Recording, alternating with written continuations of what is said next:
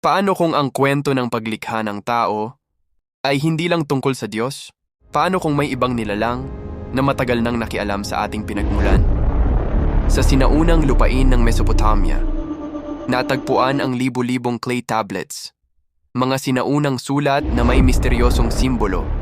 Sa mga ukit na ito, mababasa ang tungkol sa mga nilalang na tinawag na Anunnaki, mga higanteng umano'y umaabot ng 8 talampakan ang taas. Sinasabing hindi sila taga rito sa mundo.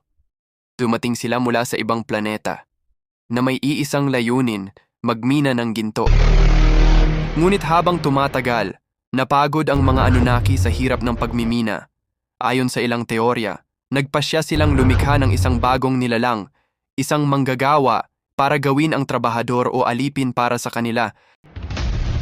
Dito pumapasok ang kontrobersyal na ideya na ang tao ay hindi basta nag-evolve ng natural, kundi maaaring resulta ng manipulasyon ng DNA, isang eksperimento, isang nilikhang lahi.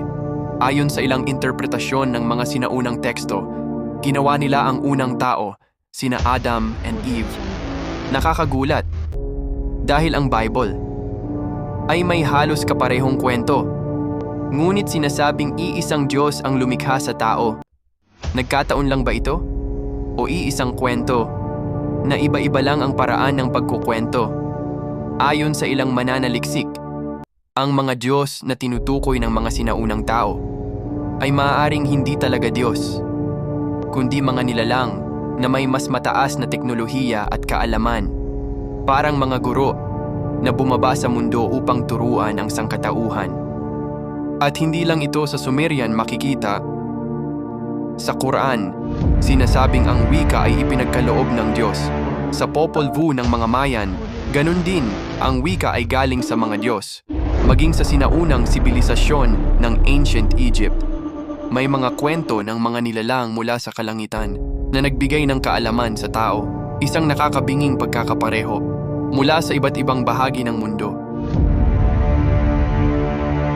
Kaya ang tanong, lahat ba ito ay katang-isip lang? O may katotohanan sa likod ng mga alamat na ito? Maaaring hindi pa natin hawak ang buong sagot, pero ang mga sinaunang sulat ay tila may gustong ipahiwatig na baka hindi tayo nag-iisa sa ating pinagmulan. At kung totoo man ito, handa ka bang tanggapin na ang sangkatauhan ay maaaring nilikha, hindi lang ng Diyos, kundi ng mga nilalang mula sa ibang mundo?